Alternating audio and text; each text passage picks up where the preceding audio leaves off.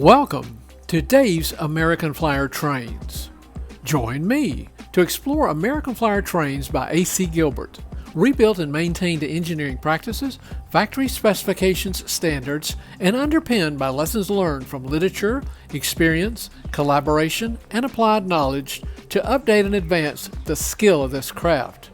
Please subscribe. Together we'll preserve these great trains through value-added quality content. Remember, the trains are the show.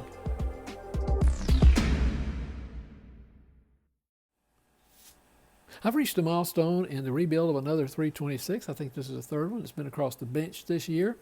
I have a lot of respect for the 326s and the 336s. They are, I wouldn't exactly say they're easy to work on, but you get good. I've had good results in rebuilding these with their performance.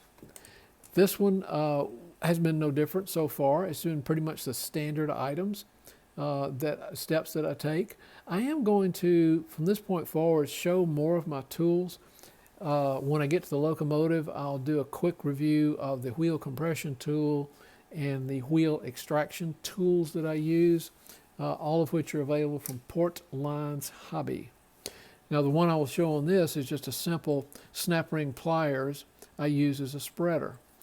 There's lots of ways that you could do this, I'm sure, and as a matter of fact, there's even spreading pliers, I believe, but I've always found that these are so easy to use and they're flexible. You can put things on the ends of the nose of the needles of these things and do some things with them. Of course, first thing I did was remove the shell, washed it thoroughly. It was quite dirty with household dust and grease.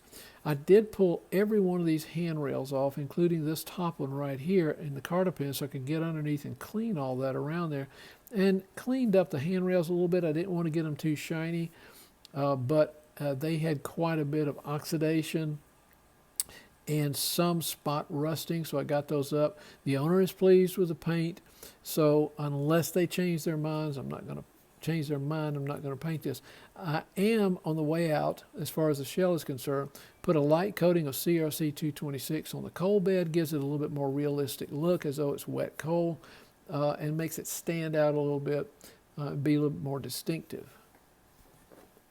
Now, as far as the chassis, reverse unit, trucks, and so forth on the tender, no surprises.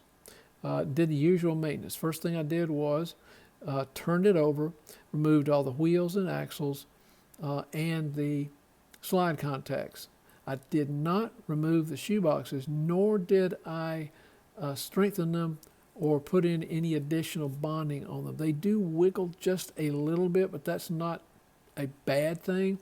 If you get them on here too tight, if you've had that experience, you can get it so that the shoe has more difficult time in moving in and out.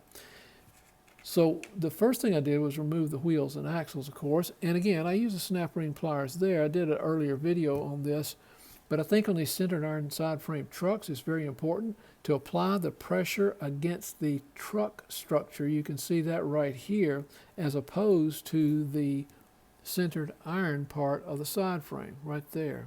Apply the pressure there to spread these, not the centered iron side frame portion, because too much pressure on those, as I've demonstrated, can pop them off, and then you got another problem in rebonding those to the truck structure itself. To aid that, I simply slide something like this in between so that the pressure that I apply with the snap ring pliers is against this and the outer part of that opening right there. But they press against the metal structure or the substructure of the truck itself, not the centered iron side frame. I get the wheels and axles out. I also took the slide contacts out. Very easy. I just pinch them with needle nose pliers until I get the tab right there to come free of the slot and pull them out. In addition to that, I also pull the spring. Now sometimes that requires that I readjust the shoe and spread it apart a little bit when going back in, but that's pretty easy to do to get them back in. As a matter of fact, you can lubricate the inside of these shoe boxes with a little CRC 226. It won't hurt them because CRC 226 enhances the electrical properties, and it makes it easier for the tab to slide back in when you're trying to press these back in. Once out, I'd do the usual washing of everything, the wheels and axles, the shoe spring, and of course the trucks and the underside of the chassis. I then, to clean the wheels in particular and the axles, I usually, of course, after washing them thoroughly in a degreasing soap, I will coat these in Brasso, and I will coat this contact spring right here, this leaf spring, with Brasso. Let it set 24 hours, come back and wipe it off with an alcohol paper towel, and then do the polishing with a rotary tool with a steel brush, not a copper brush, not a hard brush, but one of those semi-rigid steel brushes to polish these, make sure the contact's good. And then, of course, I retension them right here at their bend point, and I pull them up or towards center and make sure that there's a lot of tension on them. I check the gauge with a dime to make sure that's good. As a matter of fact, if you want to spread wheels apart on an axle in small increments, this is an excellent way to do it in tiny increments. You could spread those apart. Once everything's been cleaned and polished, I rewash the plastic wheels. I wipe those with alcohol as well, and I even shine them a little bit because I want to get all that old carbon buildup off of there on both of them. And then everything is reinserted and put back in. The tension has already been reapplied. As you can see, the tension is really good on these wheels as far as pressing to the axle. And of course, I polish the axle as well with a rotary tool.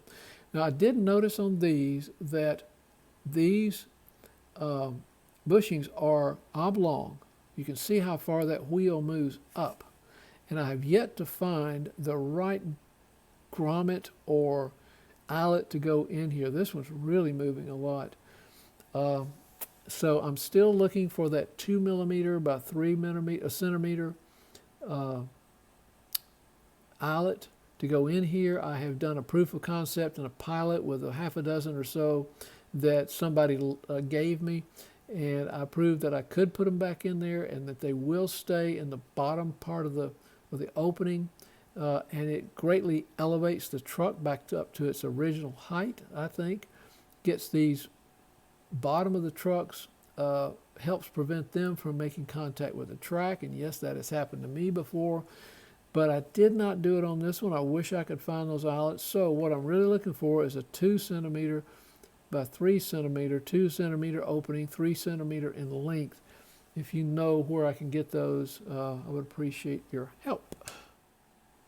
Nothing really new on the reverse unit. It had some rust spots and the usual oil and grime and grease and dirt and all that. So I removed it from the chassis, removed the speaker as well, raised them up, wrapped them in plastic, washed the chassis thoroughly, put them back.